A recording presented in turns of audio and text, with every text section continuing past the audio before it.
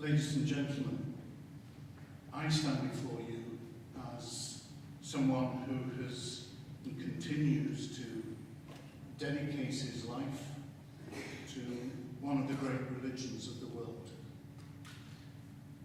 I'm not in any way diminished in that commitment this evening, even though I share with all of us, and in a particular way, a humility and a sense of shame at what we have heard and what we know has happened and what we strive to understand.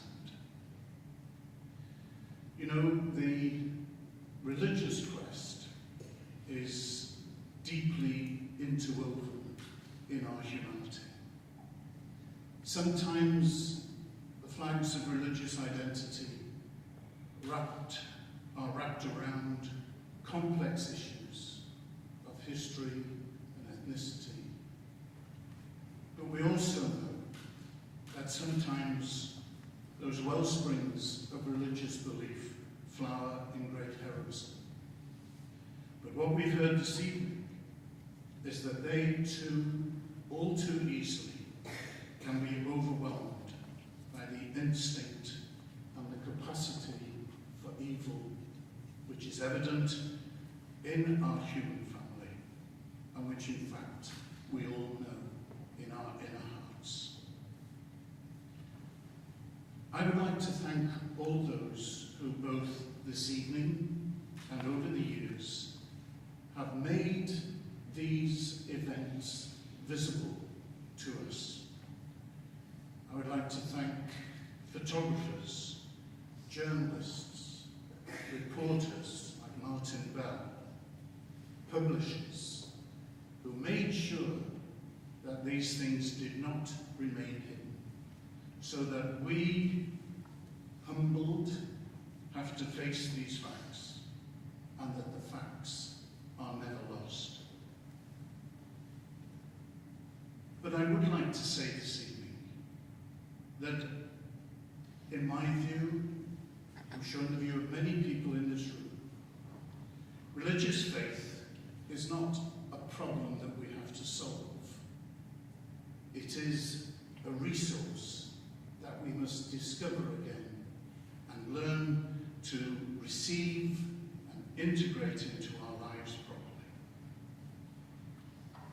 Religious faith at its best casts a deep light on our common humanity and where it springs from and what its shared destiny is.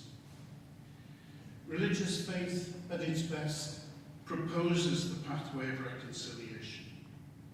At its best, it tells us that we must learn humility, we must learn sorrow, we must speak of our failure, and we must hear each other as we do so.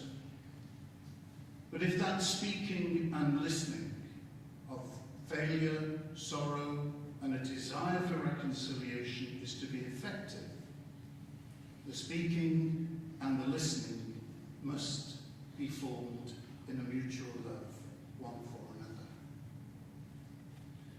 Today, the 11th of July, has got a deep new meaning for me in my life. Today, the 11th of July, in our calendar, is also the feast of St. Benedict, the founder of European monasticism.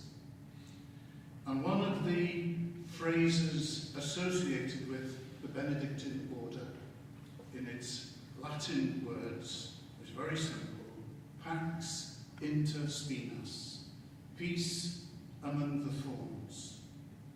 We have certainly felt the thorns of man's inhumanity this evening. May this also be for us a source of peace together in Europe, whose patron saint, St. Benedict is, and whose